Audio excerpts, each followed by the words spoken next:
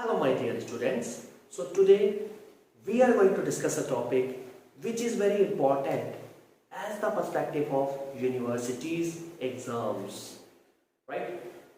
For example, अगर आप किसी भी यूनिवर्सिटी या किसी भी कॉलेज में पढ़ रहे हैं तो आप ये मान के चलिए कि TOC that is theory of computation का one of the most important topic और most complex topic है also जो आपका है that is Turing machine, जो आपके यूनिवर्सिटी पॉइंट ऑफ व्यू और कॉलेज के पॉइंट ऑफ व्यू से बहुत इंपॉर्टेंट रोल प्ले करता है, राइट? डेफिनेटली आपके पेपर में पूछा ही जाता है, but as the perspective of GATE और अदर गेट नेट और अदर कॉम्पिटिटिव एग्जाम्स इसका जो वेटेज है वो इतना नहीं होता, क्योंकि इसके जो क्वेश्चंस होते हैं बहुत कॉम्प्लेक्स होते हैं जिनको सोल्व करने के लिए बहुत टाइम चाहिए होता है. अगर आपकी प्रैक्टिस अच्छी नहीं है so you need at least 5 to 15 minutes to solve a particular question of Turing machine, right? But university point of view से ये बहुत ही इंपॉर्टेंट रोल प्ले करता है. सो स्टूडेंट्स, आप सभी की डिमांड्स पर हम आज जो टॉपिक डिस्कस करेंगे वो है that is Turing machine. Let's start with our topic. Basically, Turing machine is a mathematical model of computation that defines abstract computer was invented in 1936 by Alan Turing. Basically, आपके लिए एक mathematical model है जो mathematical calculations as well as mathematical computations को perform करने के लिए use किया जाता था, जिसका invention हुआ है 1936 में by Alan Turing, right?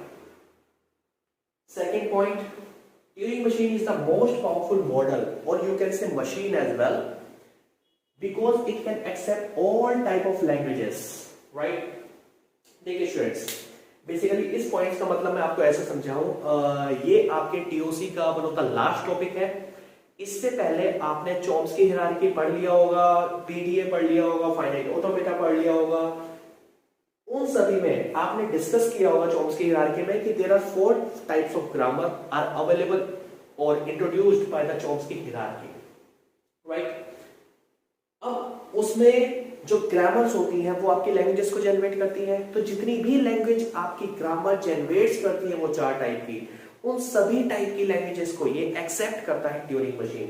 That's why it is known as the most powerful machines और model, right?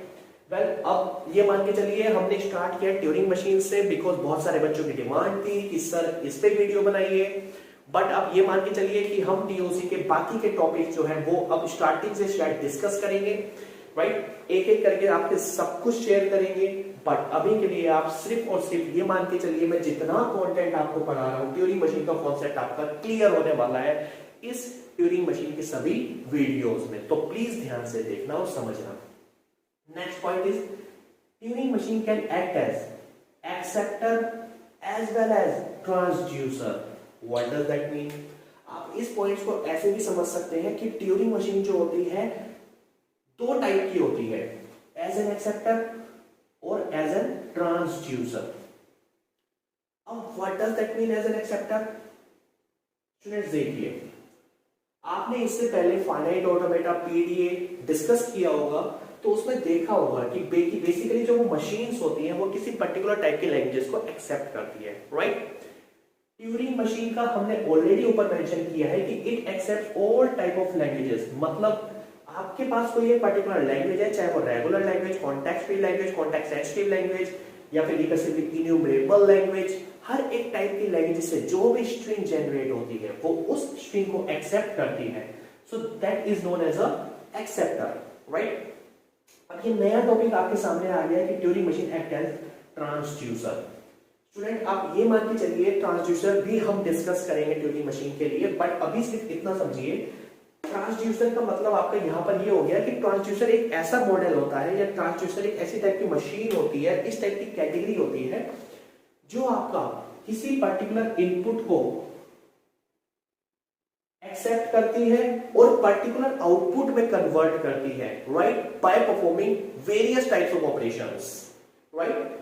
In the case of Turing machine as a transducer there are some kind of operations performed by the Turing machines as a transducer, that are addition, subtraction,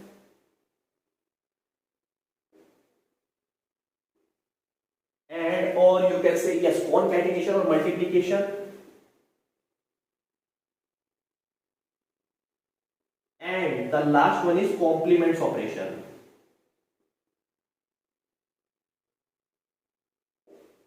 That is ones or two's complements. Yes.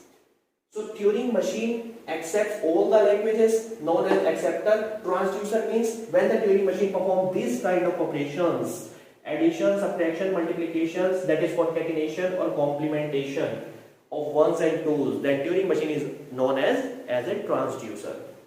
Right?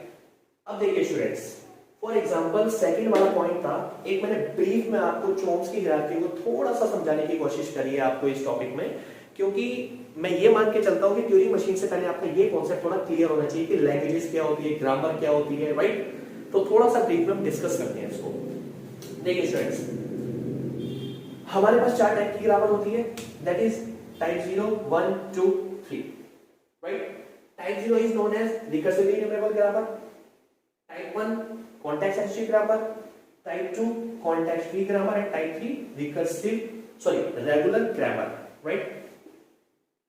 All these grammar generates some languages, that is recursively enumerable grammar generates recursively enumerable languages, context sensitive grammar generates context sensitive languages, context free grammar generates context free languages, regular grammar generates regular languages, right?